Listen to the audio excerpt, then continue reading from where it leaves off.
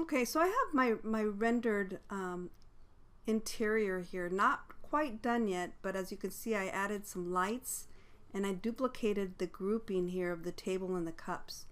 So in this video I'm going to show you how to create lights, and then we'll start adding some maybe stools for the chairs and adding a little bit more decorative elements to this composition. I'm going to go ahead and use the same one. I'm going to move these out of the way. As you can see, you can reposition everything once you're in the top view. So let me show you how I created those nice hanging lights here. I'm going to use a sphere, and you can also use, a pyramid or a cone. That would look nice too as well. But I'll use a sphere. So I'll put in a sphere and then I'll go into solo mode.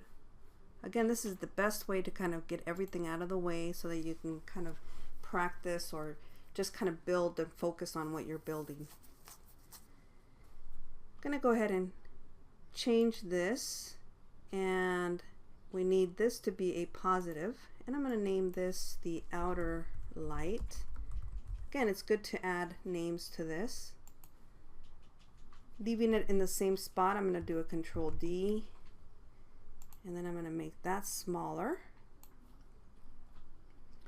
and I'm going to go change that to the inner cutout light or whatever, cut light. That'll be negative.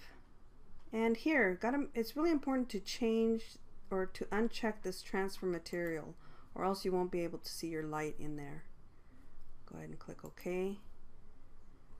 Then I'm going to Control D again and make that a little bit smaller.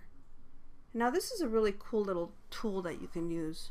Right over at Edit, there's these two little arrows, and it says, if you hover over it, it says Convert Selection to.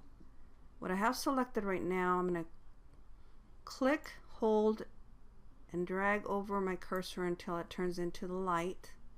You can see that it's still negative, so I need to change that to a neutral. Remember, we don't want to cut into the light, we want that to be visible. I'm going to click on the outer light and change the material by going to Edit. Down in Miscellaneous, I'm going to change this to, let's see, glass. It could be glass. And I could do a color light as well, so it could be, on mine I just used a kind of a see-through. There's patterned umbrella blue. There's even a bucket white here. Even a light cover. That's going to add a lot of effect though, so I'll show you what that looks like. And if I click and drag and select everything, I can group that. You can kind of see what that's looking like, which isn't a bad little effect. Looks like a heavy light, but you could always do that. I need to add another cylinder here so that we can use this to kind of hang the light from. And I can hold it down here for a minute and grow that a little bit, and then just move it up. So I'll use my reposition to move that up a little bit. There it is. Let's go back into this area. You can see that gives us quite a lot of effect, so that might not be the right choice of glass to that, so I'm going to go in and change that material. I don't like that material, it's too much.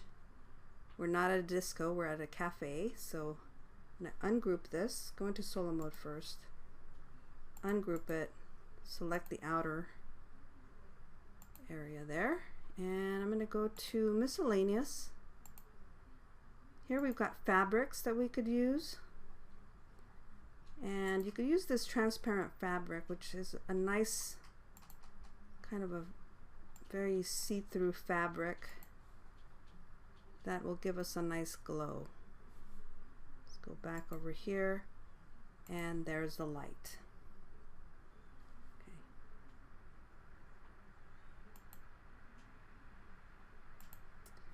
Couple things here that need to be done, however, is I need to group it with the top element here. So I'm going to group that together, and then I can make that smaller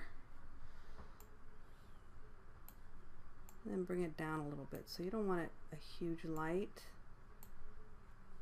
I can actually drop it to the ground and then reposition it wherever I want in my scene. We could always move that camera around as well. We can scoot it out a little bit, rotate our camera, and that's how we build a hanging light.